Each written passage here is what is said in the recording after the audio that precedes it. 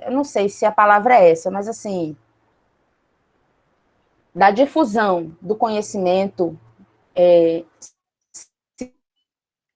pessoas, no modo geral, isso eu estou falando assim, pelo senso comum, né? Não são ensinadas a ler ou a consumir o produto. Isso acontece mais quando tem, por exemplo, uma pandemia como essa, onde a ciência está diretamente inserida na população. Quando ela está diretamente inserida, assim, se não for ciência agora, lascou, né? Se não forem os cientistas para elaborar uma vacina, se não tiver uma intervenção direta dos cientistas na vida da população, então as pessoas não buscam conhecer e aprender sobre o mundo acadêmico científico, né? E aí o que acontece? Se não tem consumidor para isso, não se tem propagação. É a lei da demanda e da oferta, né? Da oferta e da demanda. Né? E aí o que acontece? As revistas científicas, inclusive, são as fontes do meu trabalho de tese, e no próprio mundo acadêmico se procura mais dissertações e teses do que os textos que estão nas revistas.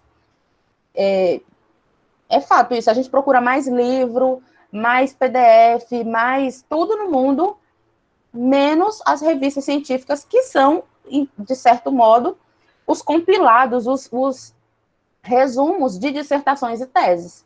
São os produtos mais acabados, digamos assim, mais redondos, né? Mais enxutos, e que são menos procurados, até por nós acadêmicos. Eu me incluo nisso, eu só comecei a ler mais revistas científicas, a assinar as revistas científicas, depois que eu comecei a estudar o processo de comunicação científica. Apesar de ser formada em comunicação, não me interessava por revistas científicas, até eu perceber que eu não era a única. E aí virou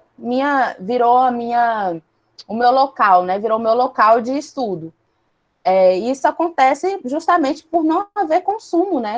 E assim, não tem consumo porque o que deveria ser o ensino médio, que foi chamado de científico durante, eu não sei se é chamado ainda assim, né? Mas o que era chamado de científico não formava cientistas, digamos assim. Não é chamado mais assim, não. Não formava. Eu acho até por isso que o nome formava pessoas tecnicistas para o técnico, para o serviço técnico. E isso é uma visão que é comprovada, inclusive. A nossa educação, ela é baseada no tecnicismo e na repetição. Nisso. Eles usavam o científico para quem queria fazer faculdade. O magistério era para a educação. Só que sempre a faculdade, ela formou, vamos dizer, ela tinha uma visão para o quê? Para a indústria, para o comércio, para atender o mercado. Então, muitas vezes, tanto é que várias profissões, que era a profissão por exemplo, a profissão que estava crescendo durante o Brasil, teve uma década, era a engenharia civil. Então, todo mundo tinha que formar só engenheiro civil. Só que aí as outras atividades, os outros mercados, como médicos, pesquisadores, ficavam falhos. Aí o que acontece? Vai chegar uma época que essa área vai estar saturada e o povo desempregado.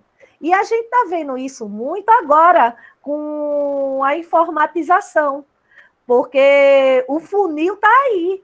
Então, a gente está num momento, tem a pandemia, sim, mas a gente está num momento partindo aí para uma quarta evolução industrial até quinta, que vai ter perdas de trabalho, as pessoas têm que se redescobrir. Então, o cara que ia começar com uma profissão e terminar a vida toda, ele não vai mais terminar, ele vai ter no mínimo 10 profissões em toda a sua história.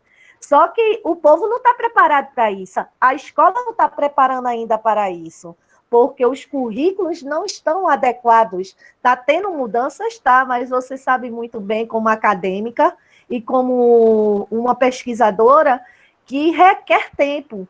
né? Na educação demora muito para isso acontecer. Infelizmente. Me desculpe aí ter falado. Não, imagina. Você só complementou aquilo que realmente é a resposta do Silvan, né? Que eu estava... Não sei se eu respondi, Silvan, de qualquer forma a gente pode bater um papo sobre isso depois, daqui a pouco.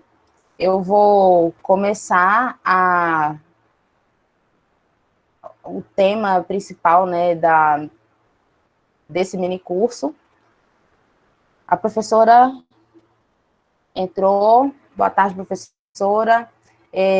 Acho que Suzana também entrou. Boa tarde a todos e todas. Professora, como já são 4h15, eu vou começar aqui com o tema, porque hoje eu deixei esse tema para hoje, essa parte para hoje, porque eu sei que ela é maior, ela é um pouco maior, e aí alguém pediu para entrar, e agora eu não estou vendo a pessoa aqui.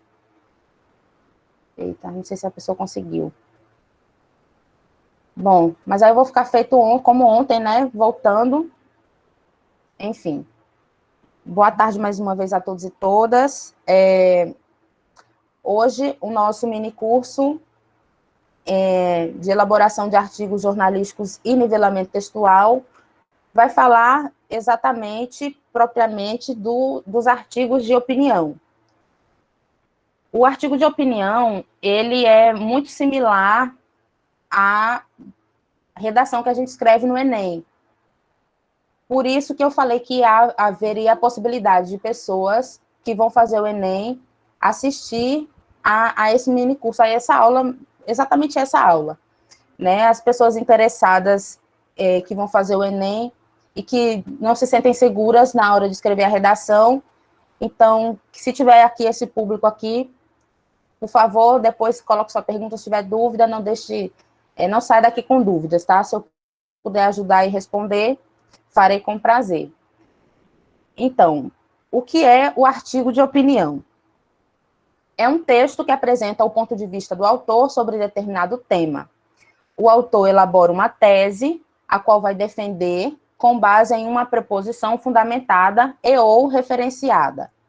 Os temas são, em sua maioria, atuais, o que exige do autor bom conhecimento do que acontece no mundo, né? Então, como eu estava falando, antes de começar a exposição, que os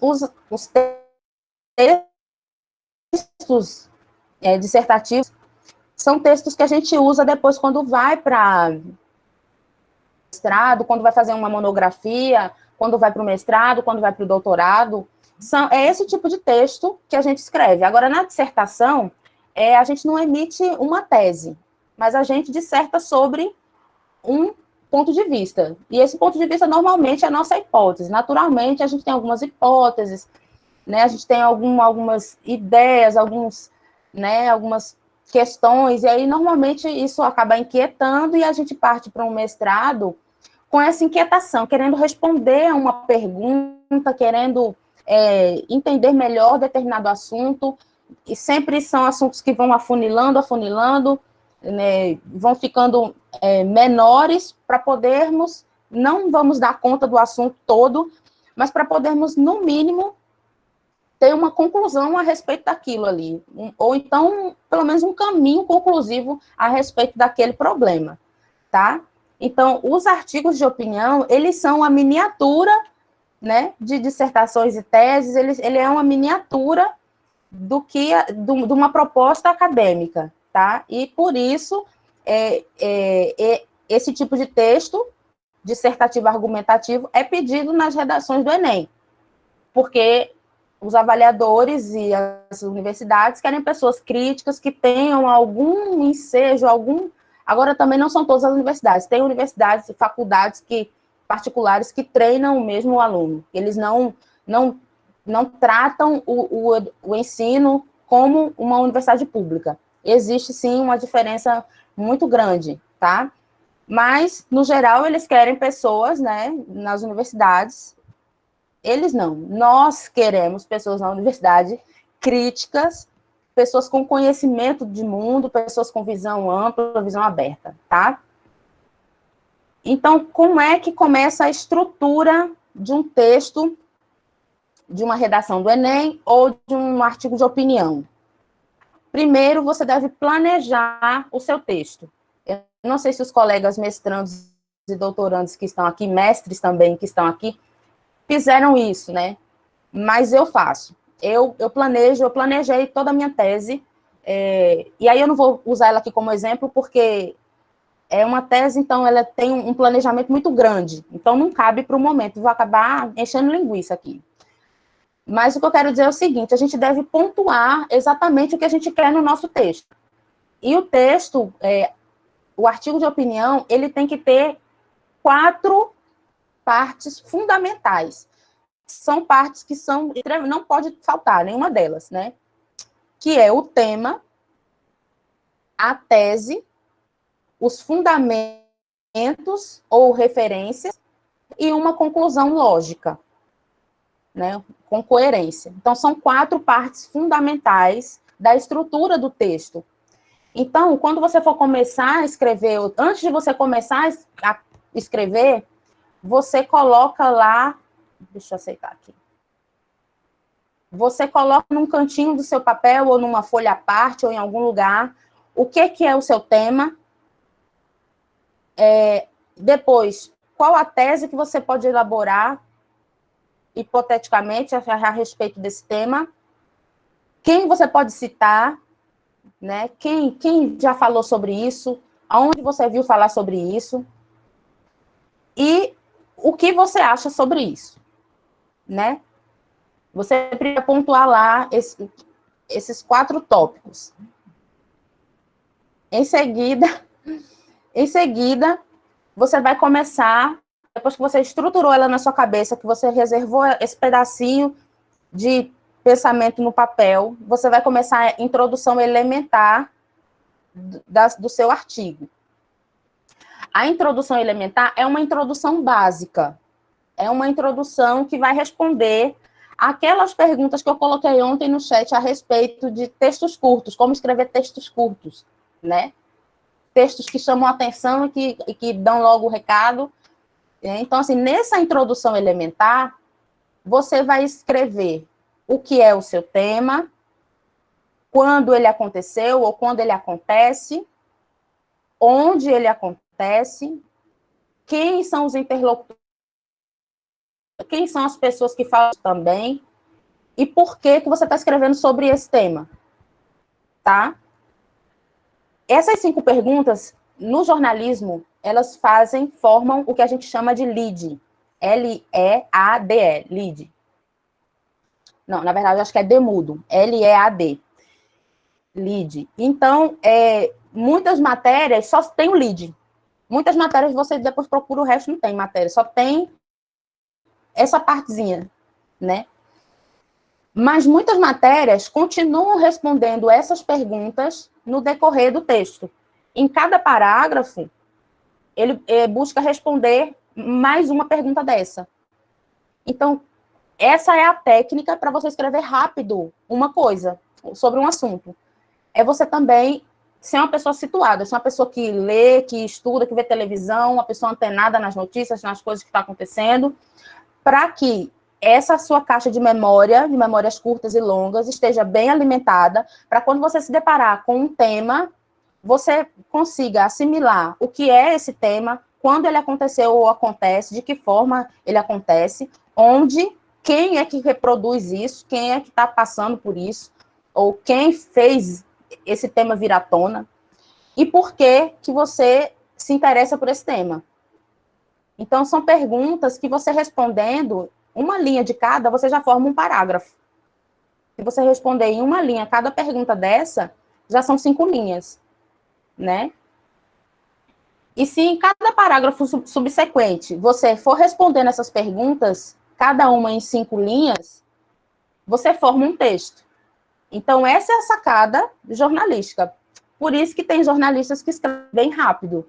Porque a gente já tem isso na cabeça. Quando a gente vai escrever alguma coisa, a gente já responde essas perguntas e depois que a gente tem uma base, a gente só introduz mais informações que não são tão necessárias no texto, mas que tem que ter, assim, não são extremamente necessárias para se ter no começo de um texto, mas que tem que constar ali no corpo do texto depois.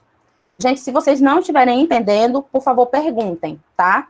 Porque aqui é a primeira parte do texto, né? A primeira parte do arranhão ou de textos dissertativos argumentativos. Então, quem tiver dúvida, abre o microfone, porque eu não estou vendo vocês, tá?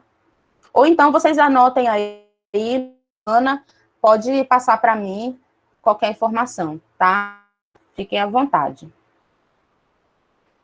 Logo após você fazer essa introdução elementar, você vai fazer a introdução com a tese, no parágrafo abaixo. De opinião é o principal assunto do artigo. Para se descobrir uma tese, para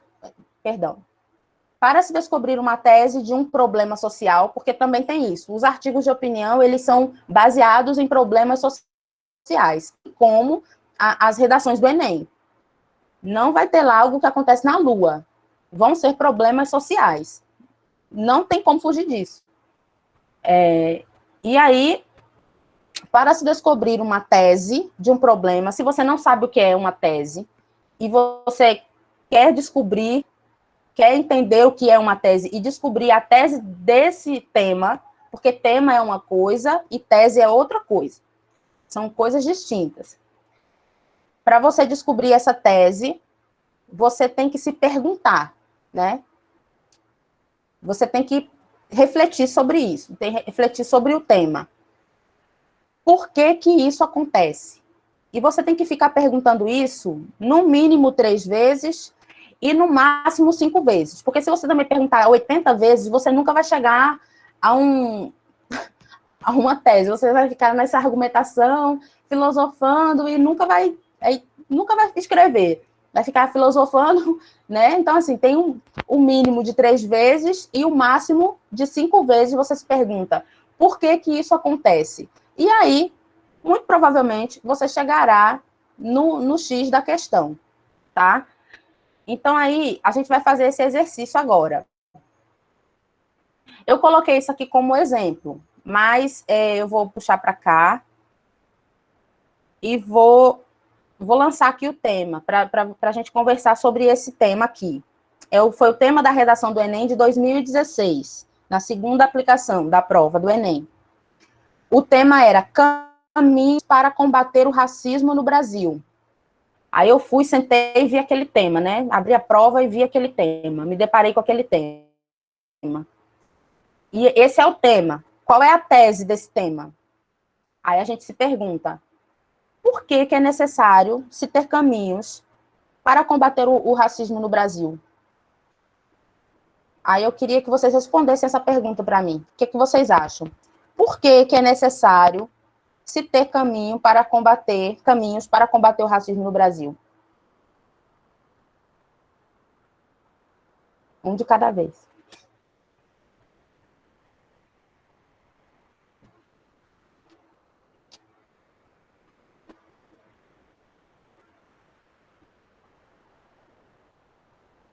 Vamos lá, gente?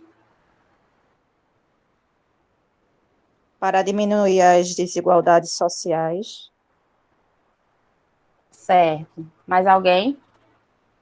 Suzana colocou no chat, pelos altos índices de morte de pessoas negras, por isso que é necessário se ter caminhos para combater o racismo no Brasil. Tá, são 2 hipóteses, né? Eu coloquei assim, por que que é necessário se ter caminhos para combater o racismo no Brasil? Porque o racismo é crime. Tem que combater, porque ele é crime. E por que que o racismo é crime? Porque ofende a moral do cidadão. E por que que ofende a moral do cidadão? Porque calunia a pessoa negra. E por que que caluniam pessoas negras? Porque foi acostumado a tratar mal as pessoas negras sem motivo. E por que que esse mau costume de tratar as pessoas negras sem motivo no Brasil, por causa da escravização da pessoa negra trazida de África no século XVI. Eu não sei se vocês perceberam. Deixa eu ver se vocês colocaram mais alguma coisa aqui. Não. Eu não sei se vocês perceberam. Mas eu me fiz uma pergunta, depois respondi. Fiz a pergunta de novo e respondi. Fiz a pergunta de novo e respondi. 5 vezes. 5 vezes eu fiz a pergunta. E, no meu ponto de vista, eu cheguei num local, que foi esse local aqui, que foi o princípio, né? Foi o princípio no Brasil, né? Do racismo. O princípio do racismo. Porque se não tivesse escravização, se as pessoas negras não tivessem sido traficadas, né? Logo, não se teria racismo. Isso é o meu ponto de vista, tá? Então, para mim, é que existe racismo por conta da escravização da pessoa negra trazida de África. Essa é a minha tese. A minha tese é que a gente tem que ter caminho para combater o racismo, porque o racismo existe por causa dessa escravização. Então, não sei se vocês entenderam. Se não entenderam, vocês podem... Eu falo de novo. Eu posso falar em outro tema também. A gente pode dialogar sobre outro tema e juntos aqui construir uma tese. E aí, eu posso continuar? Tá de boa? Pode. Posso, né? Tá. Deixa eu só mandar aqui para... Eita, eu fechei o meu... Eu não sei se Suzana vai poder ajudar. Agora, tem pessoas perguntando para mim, Suzana, se o link é o mesmo. E aí eu vou ter que responder aqui.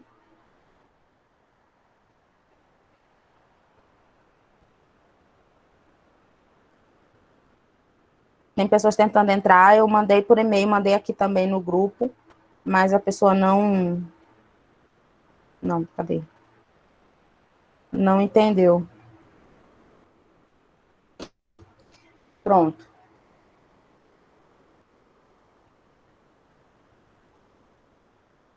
Tem pessoas perguntando para mim aqui particularmente, Suzana, aí fica difícil você me ajudar, infelizmente. Mas eu coloquei no grupo novamente, para quem entrou agora no grupo, que não tinha entrado ontem, e mandei pessoalmente para a pessoa. Aí eu não sei. Bom, vamos voltar aqui. A tese, ela é fundamental para a sua argumentação, para todo o restante do seu texto, né? Para todo mais que for acontecer no seu texto, a tese, ela é de fundamental importância, né? Então, olha, depois eu vou colocar esse material no grupo, e vocês têm meu WhatsApp também, vocês podem perguntar pessoalmente se tiver alguma dúvida, mas a estrutura da reunião, ela é mais complicada do que a gente imagina, né? Porque se ela fosse uma coisa muito fácil, as pessoas não tiravam nota 0, né? Na redação do Enem. Né? Então, assim, precisa-se... E a média de nota, né, do Enem na redação, ela é muito baixa, né? Por isso que tem pessoas que tiram 600 e já entram em uma universidade, porque a maioria tira 200, tira 100, né?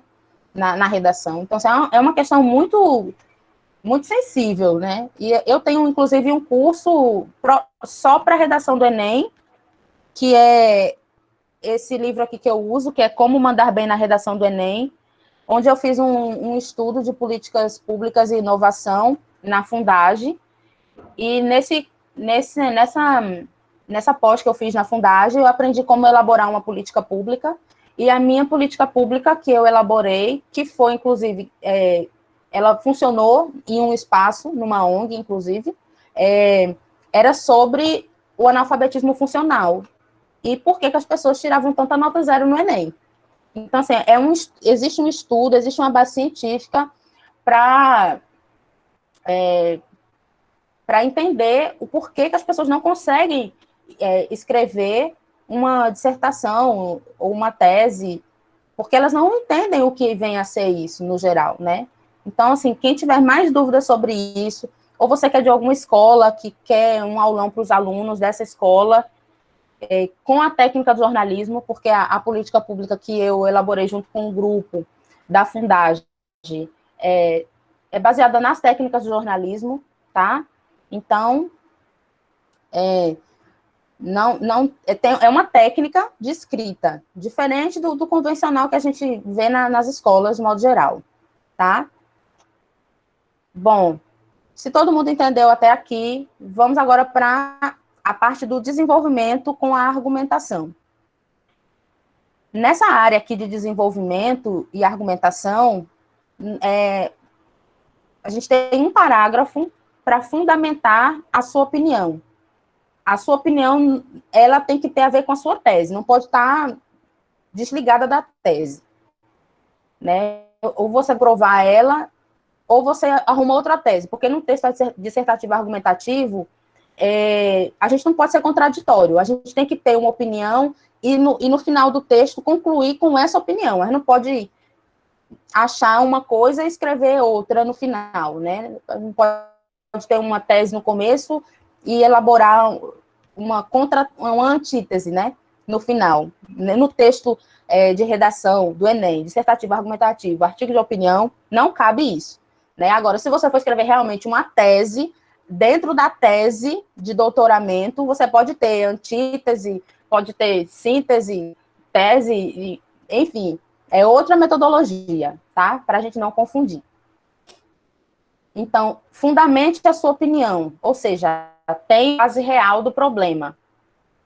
Estatísticas, textos de jornais, reportagens de TV, notícias de canais conhecidos pelo grande público, textos acadêmicos, obras literárias e cuidado com as fake news. Então, nesse terceiro parágrafo, você vai citar alguém que você lembrar na hora, ou se você está escrevendo para o nosso concurso, você pode visitar um site, ler um livro,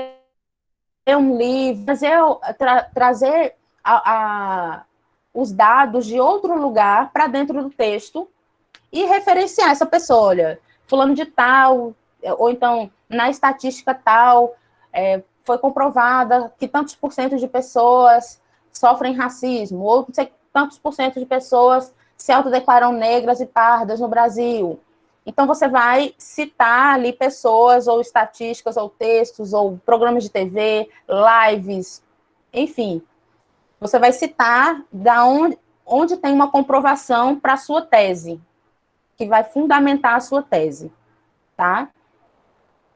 No parágrafo seguinte, você vai escrever 2 parágrafos sobre a análise desse dado.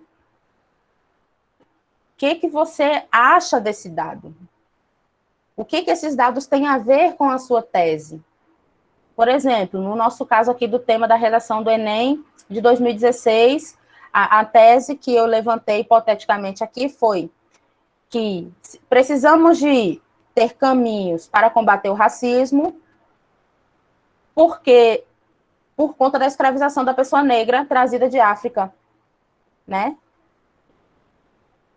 E tem dados que mostram que foram trazidos mais de...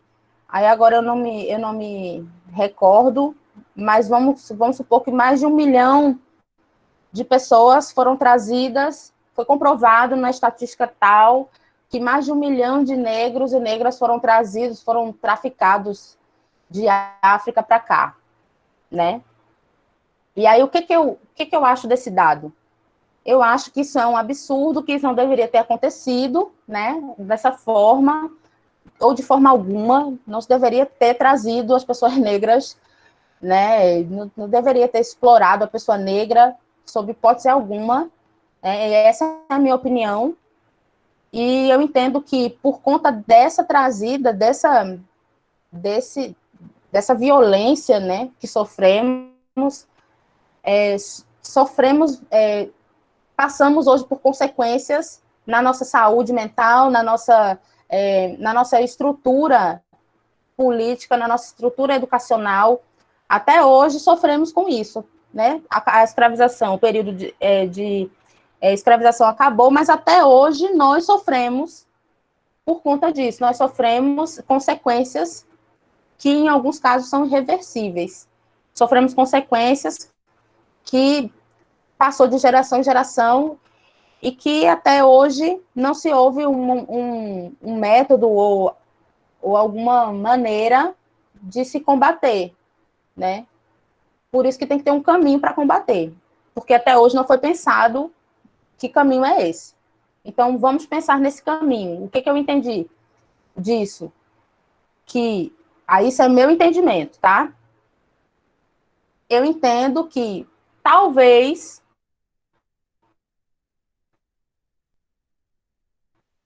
nós encontremos caminho.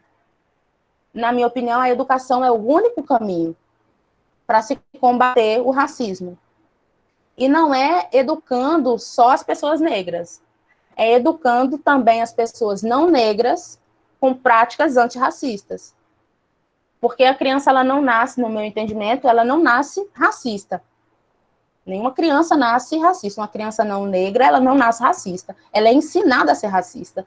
Então, vamos ensiná-la a ser antirracista, porque também não basta não ser racista, nós temos que ser antirracistas, para que consigamos combater, para se ter um caminho possível de combate ao racismo no Brasil. E aí a gente tem 2 parágrafos para escrever essa análise dessa estatística. Tá? Escrevi errado aqui. Sim, e aqui com relação a esse desenvolvimento e argumentação, da onde a gente vai pegar a estatística, os textos de jornais, vamos ter cuidado com as fake news, tá? Agora, é claro que você que vai escrever para o concurso, você vai ter acesso, você vai poder observar se você está pegando uma notícia falsa ou não. Na redação do Enem não é bem assim. Então, isso tem que ser um exercício seu, né? Se você vai fazer a redação do Enem, você tem que, antes de sentar para fazer a prova, você tem que tomar essa prática para si. Ver se as informações que você está lendo, recebendo, principalmente no WhatsApp, se elas são verdadeiras. Então, leia a notícia inteira, não apenas o título, cheque a fonte e a autoria da notícia. Normalmente, a gente já sabe hoje em dia que tem sites especializados em fake news, que existem sites só de fake news. Então, cheque a autoria dessa notícia. Se só está publicado nesse site, duvide, porque a grande mídia não perde furo para ninguém, né? Jornalista não gosta de não saber das coisas. Enfim. Então, se não tem outro site, desconfie. Digite o título da notícia recebida em um buscador como o Google e veja se tem outros lugares falando sobre esse negócio, sobre essa notícia. Destrinche os fatos da notícia e tente checá-los individualmente. Então, como é que eu vou destrinchar? Eu pego o nome, eu coloco só o nome da pessoa no Google, o nome do envolvido na matéria. Coloco no Google, né? Eu pego uma palavrinha só que tem, porque acontece assim, que os jornalistas, eles escrevem rápido, mas também eles não escrevem muito diferente um do outro, não. Por conta desse lead, né? Por conta de uma palavra numa matéria, vai ter em outra. Acaba sendo uma coisa repetitiva, por conta desse enxugamento da informação. Então, do mesmo jeito que a gente escreve rápido, a gente não escreve muito diferente um do outro. É uma falha, né, que nós temos. Ai, meu Deus. Cledson, depois eu falo contigo. Se for... Pronto, tem essa aqui. Se for uma imagem, faça uma busca reversa. Quem aqui sabe o que é uma busca reversa? Quem aqui tem experiência com busca reversa? Alguém sabe? Quem sabe pode falar que sabe. Quem não sabe, diga que não sabe. Eu não sei. Porque, então, Eu também não sei. Busca reversa. Não sabe. Bom, então, se a maioria não sabe...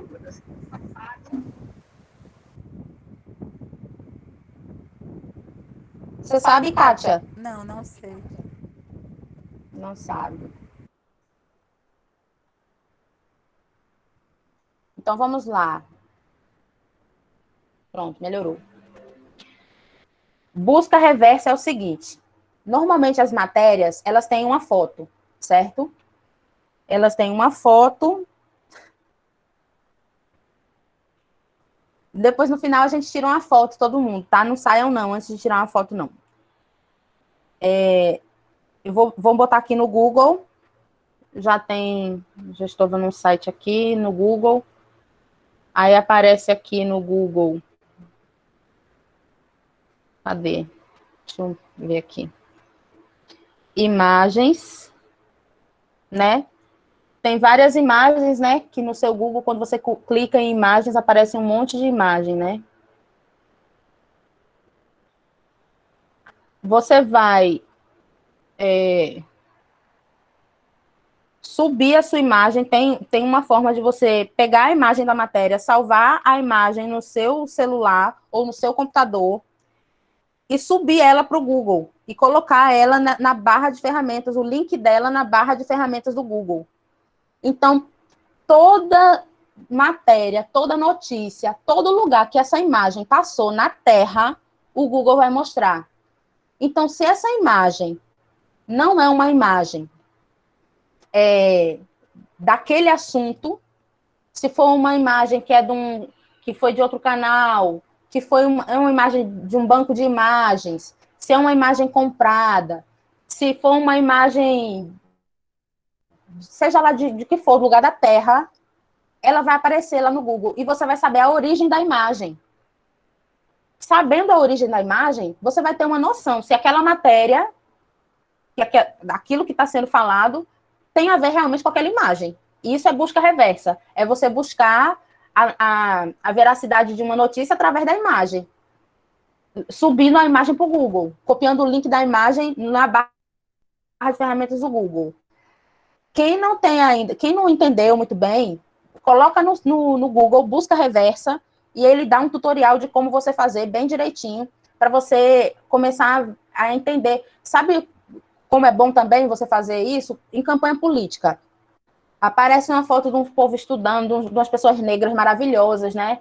Estudando, não sei o quê. Aí você pensa que aquilo é no ambiente familiar daquela pessoa, mas não. Imagem de banco de imagens, né? Em campanha política tem assim de foto de banco de imagem que não é a foto da onde aquele candidato passou ou de um ambiente em que aquele candidato realmente teve um vínculo.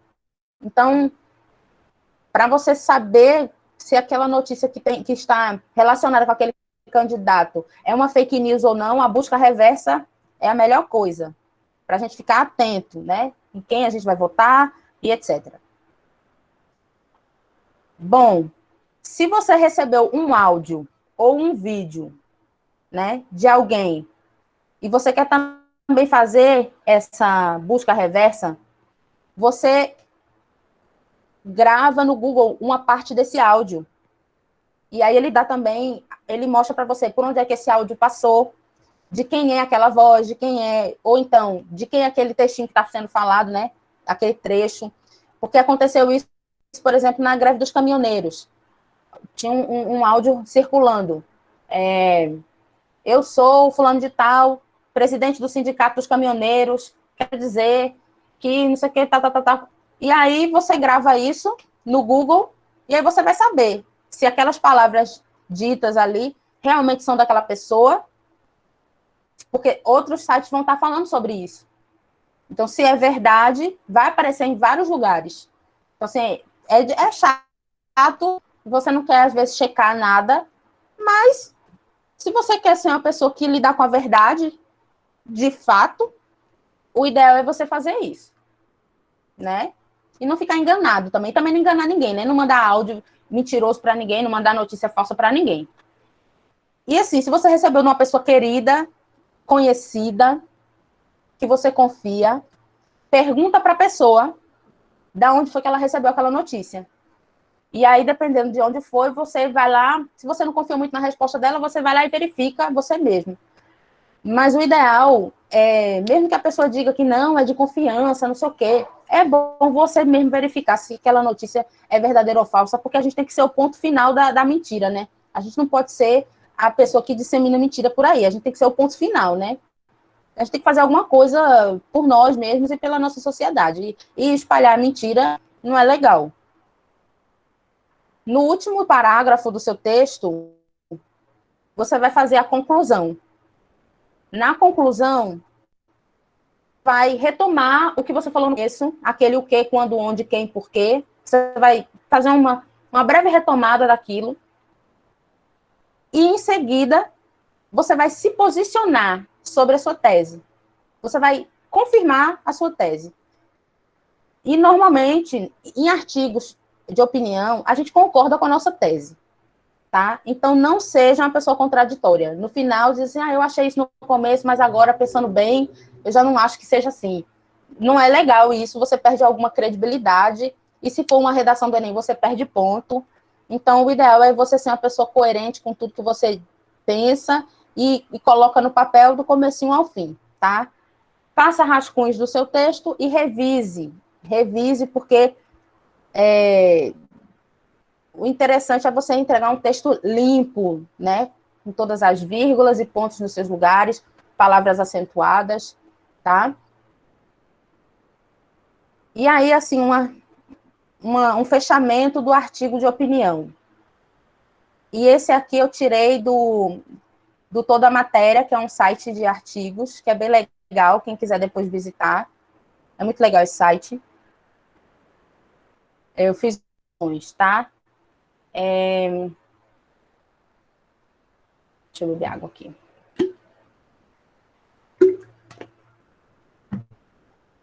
Textos escritos em primeira e terceira pessoa. Quando se trata de dissertações e teses, a gente usa mais a terceira pessoa do plural, né? Não, a primeira pessoa do plural, né? Não, a primeira pessoa do plural, que é nós. Mas em artigos de opinião, quando é coisa pequena, você pode se colocar em primeira pessoa. Quando se trata do Enem, é melhor não, é melhor ser mais impessoal. Porém, para o concurso que a gente está promovendo, você pode escrever em primeira pessoa ou em terceira pessoa. E em terceira pessoa, tá? O uso da argumentação e persuasão tem que existir, porque o artigo de opinião, ele serve para... Muitas vezes eu procuro um artigo de opinião para saber se eu estou louca ou se é aquilo mesmo. Se só eu que estou achando aquilo, né? Então é bom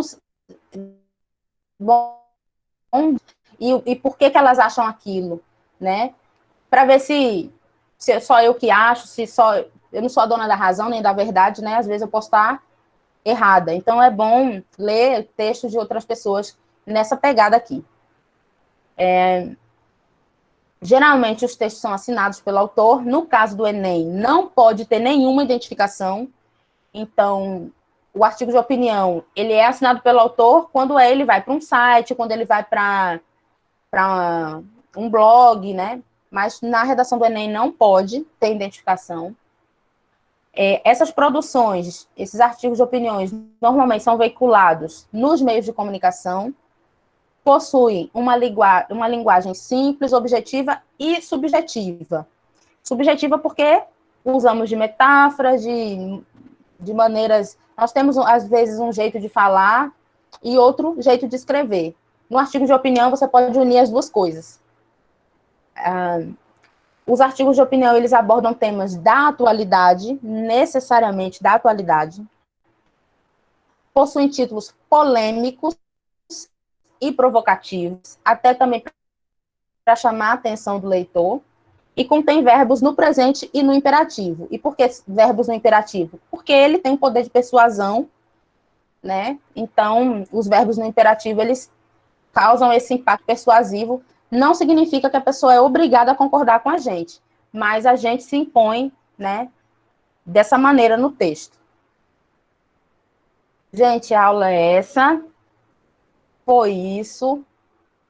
Eu sinto que tem algumas perguntas aqui. Deixa eu ver aqui. Alguém quer abrir o microfone para falar? Porque eu acho que eu me perdi aqui, que eu não estava vendo.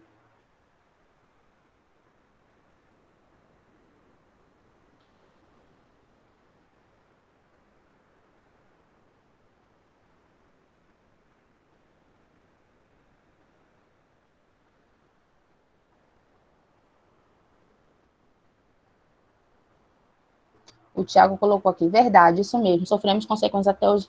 Ah, isso falando da minha tese, né? Tulane, seria necessária a Lei 10.639 de 2003 nas escolas. Sabemos que essa lei foi elaborada, porém precisa ser aplicada.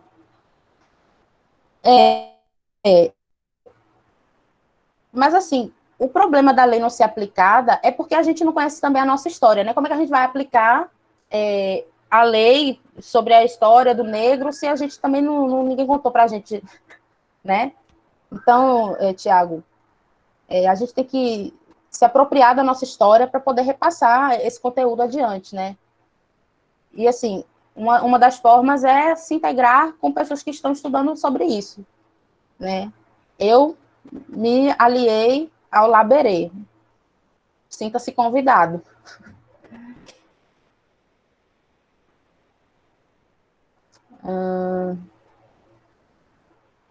Kátia, essa pergunta seria uma notícia com data antiga? Eu não entendi. Essa pergunta se trata exatamente de qual parte da aula? Eu não peguei na hora.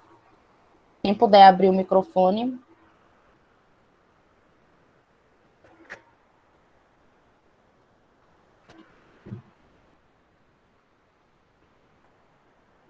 Obrigada, Márcia. Gente, vocês estão mudos hoje.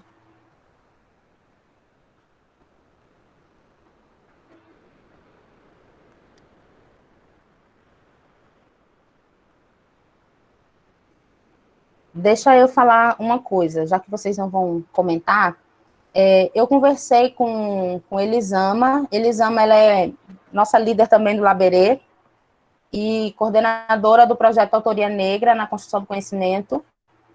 E a gente conversou e a gente ampliou a data para o recebimento dos artigos no concurso, tá? Obrigada, professor Sérgio. Então, a gente vai receber até o dia 10 de dezembro os artigos, para quem quiser participar, tá bom? E aí, se vocês não têm nenhuma pergunta, a Suzana já pode colocar o... Como eu entrei meia hora antes, o mais correto é que a gente termine meia hora antes também, né? E aí tem uma pergunta aqui. Quem dera a universidade apresentava mais momentos como apresentasse, é verdade. Infelizmente, muitos estudantes chegavam à universidade sem essa base. Pois é. Eita, entrou uma pessoa agora já no final. Yuri, beijo, meu amor. Espero que esteja tudo bem, viu? Não é só a questão de a gente sair da universidade, até a própria grade curricular, entendeu? Ela é deficitária em certos aspectos, que são de suma importância para a gente que é educador, para a gente que é professor. Então, houve várias reformulações, mas ela ainda não abrange, pelo menos a área de licenciatura, ela deixa um déficit. E eu acho que essa questão de discussão que nós estamos tendo hoje, talvez muito tarde, né, em relação à questão de raças, né, exatamente porque nós vivemos oprimidos durante muito tempo. E essa opressão era uma forma de manipulação. Até nos próprios livros, eu falo muito, eu sou pernambucana, né? Aí Não sei se tem alguém de fora. Então, eu falo muito para os meus alunos, porque também eu gosto um pouco de história. Então, Pernambuco tem uma importância nacional muito grande, tanto é que foi penalizado com boa parte do seu território devido à luta, né? Tanto é que uma das constituições foi a base para os Estados Unidos. Então, quer dizer, foram movimentos realmente que houve não só uma elite, mas houve realmente a participação popular. E não só de brancos, mas também de pretos, negros, índios. Então, até meados da década de 80, a concepção que a gente tinha do índio é que o índio era preguiçoso, que não gostava de trabalhar, porque os livros passavam isso. Então, o preconceito não está só em relação a gente que é preto, mas está também em relação a outras raças, outras minorias, né? Então, hoje, só que o ser humano... Na verdade, a gente não é minoria, não. A gente é maioria. Só que mas eu digo outras minorias. A gente não entendeu ainda isso. Não, mas eu digo, durante muito tempo... Eu entendi, Andréa. A gente era colocado como minoria. Porque também aquela questão, muitos de nós não se aceitam. Não se... Eu digo assim, eu digo por mim, quanto tempo eu demorei para conseguir me enquadrar. Entendeu? Por quê? Porque dentro da minha própria casa, até isso é uma discussão de outro curso que eu faço, dentro da nossa própria casa, a gente às vezes sofre preconceito dos nossos pais, entendeu? Das nossas mães, porque eu venho de uma mãe de pele clara, branca, e de um pai negro, mas ele não aceitava ser negro. Então, quer dizer, então ele mesmo, esse cabelo pichain, então ele mesmo tinha esse preconceito. Então, até você entender como pessoa, é muito complicado, gente. E, às vezes, até mesmo, devido a tudo que a gente, vamos dizer, passamos aí, né? Eu mesmo, às vezes, eu estou falando uma coisa, eu estou reproduzindo uma coisa que não é exatamente o que eu penso, porque aquilo foi embutido. E os livros, eles foram, durante muito tempo, uma forma de manipular, entendeu? Até a gente mudar que o índio, ele tem o estilo de vida dele. Ele não era preguiçoso, ele só respeitava. Ele não quer nada do que mais, assim, viver bem. Se ele está com fome, ele vai lá pescar para comer, para matar a fome. Ele não precisa pescar a mais, porque ele não precisa guardar. Quando ele quiser, ele vai de novo. Entendeu? É o pensamento dele. E é um pensamento correto, porque o importante é viver. Só que a gente foi criado outro tipo de sociedade, que eu acho que nós temos os pontos positivos e negativos, e que muitas vezes a gente não para se questionar, porque a gente dá valor ao ter e não ser, pelo menos a maioria das pessoas, a maioria dos seres da nossa sociedade. Existe uma mudança, sim, ela ainda está ocorrendo, não é uma coisa fácil, porque o reeducar é muito mais difícil, pelo menos para mim. Eu acho que quando você educa uma criança, ele sendo, desde pequeno, antirracista, a gente vai viver num mundo bem melhor. Agora, você pegar uma criança que ele foi racista e tentar reeducar para ele ser antirracista, é bem mais difícil. Aí eu acho que é todo um processo, e isso aqui... Agradeço por ter participado, viu? Espero que tenha outros momentos e fazem necessários a gente abrir uma mesa redonda para a gente discutir. E outra coisa, eu gostaria de sugerir, se for possível, os outros que não forem selecionados para serem, mas poderiam ser colaboradores, no sentido de forma de divulgação. Poderia se pensar nisso, para tentar abranger, ou de vez em quando eles botarem algum artigo, alguma coisa, porque é sempre bom incentivar. Essa é a minha opinião. E obrigada mesmo, eu tá de parabéns aí, agradeço aí essa abertura. Obrigada, Andréa. É sempre maravilhoso quando a gente tem pessoas que dialogam, né? Faz a gente aí entender mais, né? A nós mesmos, quando a gente conversa, a gente reflete, né? Eu aprendo muito quando eu falo, porque às vezes eu falo besteira, né? E aí, quando eu falo, eu já percebo e já tento retirar o que falei, né? E assim a gente vai aprendendo, refletindo.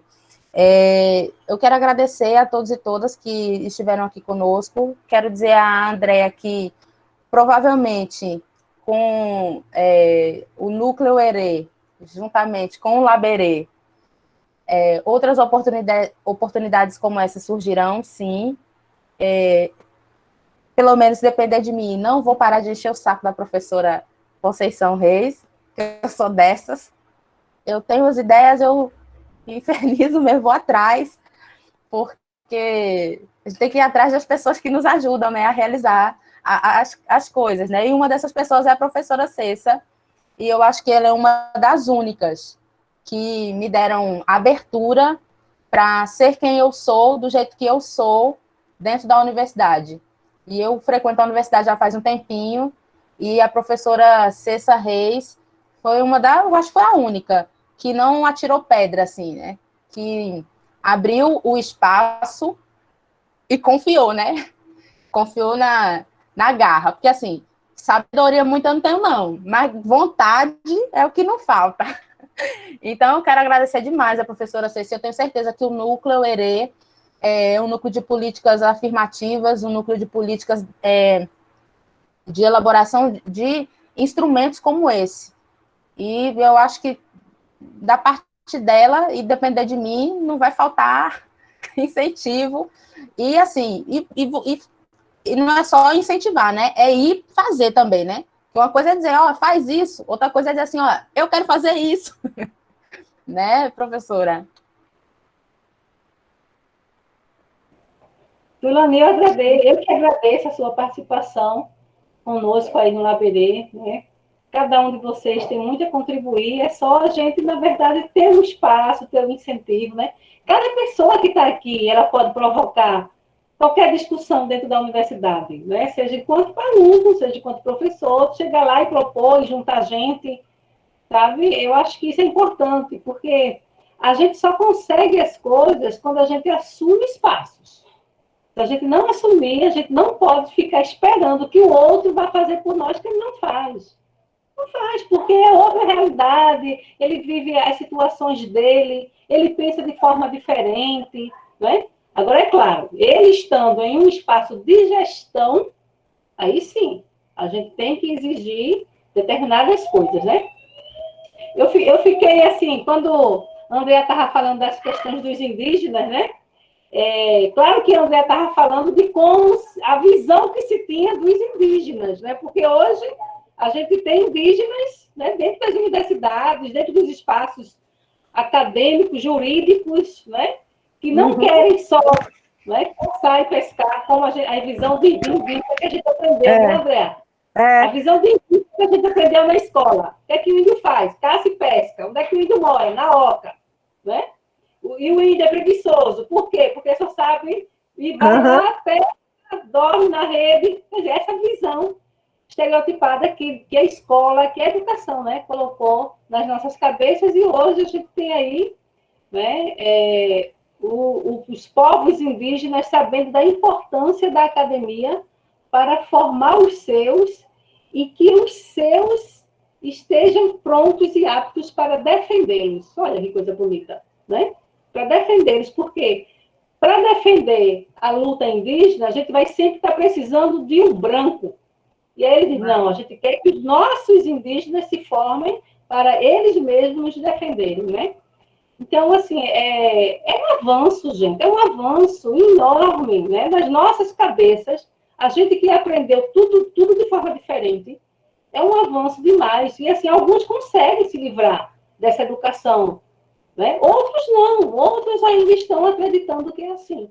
Então, cabe a nós aqui, olha, 34 pessoas aqui, ajudar as pessoas a perceberem uma outra possibilidade de vida, de educação, de pessoas, de relações.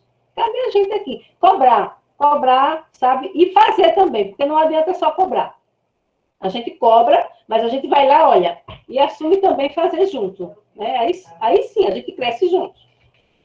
Né? Então, olha, o Laberê vai estar sempre aberto para todos. Vamos sim continuar o nosso programa no próximo ano. Tomara que a Proesc, na verdade, a Proesc já abriu editais, para a gente se inscrever. É um trabalho danado para a gente botar os projetos no papel, mas a gente vai lá, arruma um tempinho, né, Elisama? E coloca, né, para poder realizar essas ações. E mesmo quando a gente não tem edital, nem dinheiro, nem bolsista, a gente já fazia, imagina quando a gente tem, né? Então, vamos juntos, participem dos grupos, não só do Laberê, que tem vários grupos na universidade, né? Não tanto assim, mas tem alguns grupos, participem, que isso é muito importante para o crescimento acadêmico da gente. Foi assim que eu cheguei, né, a ser professora e ser Professora, especialista, né? Tchau, gente, agora eu vou ir embora. Diga, Andréa. rapidinho, eu tenho um gestor do IF Sertão, campus Oricuri, é de origem indígena, foi meu professor lá, eu fiz química lá. Então, hoje, eles realmente estão lutando pelos espaços dele e para ajudar o próprio povo, porque sem eles lutarem, eles não vão se ajudar, infelizmente. E eu digo à senhora, isso que eu falei numa discussão recente, coisa de um ano, 2 anos, que eu digo assim, o cara veio dizer, mas os índios são preguiçosos. Aí eu, quê, menino? Tu tem essa concepção? Porque, infelizmente, é o que a senhora disse, existem pessoas que ainda têm esse pensamento e acham que ser pobre é porque o pobre quis ser pobre, que o cara virou marginal porque quis ser marginal. Às vezes, a circunstância, eu não estou justificando, gente, mas, às vezes, a vida leva as pessoas a seguir caminhos que não são aquilo que eles poderiam conquistar. Eu digo sempre para os meus alunos, o sol nasceu para todos. Se você decidir ser o que for, mas tem que ser uma escolha sua, não que a sociedade imponha, ou que princípios ou pessoas cheguem para você e você diga que foi isso. Não. Lute para ser o que você quer ser e seja feliz. Professora, obrigada, viu? Dá de parabéns aí, viu? De parabéns mesmo. Viu? E continue na luta. Obrigada. Tchau, gente. Olha, eu quero só fazer um chamamento. Eu quero fazer um chamamento para amanhã, viu, gente? Amanhã a gente tem à noite, às 19 horas, um curso com a professora, na verdade, é um ciclo de debates e leituras com a professora Denise Botelho. Então, não vou desfazer o grupo agora, esse grupo que foi montado. Até, quem não quiser participar do concurso, quem não quiser receber as informações do Laberê, pode sair do grupo, tá? O grupo foi montado para a gente ter mais contato com todo mundo, tá? Que se inscreveu no minicurso, mas fiquem à vontade. Eu vou passar algumas informações do Laberê e também ficar mais perto de quem vai participar do concurso, tá? Então, quem quiser participar, fica lá no grupo para receber as informações quentinhas da hora, tá bom? No mais, eu quero agradecer a todos e todas que estiveram aqui. Boa tarde para todos vocês.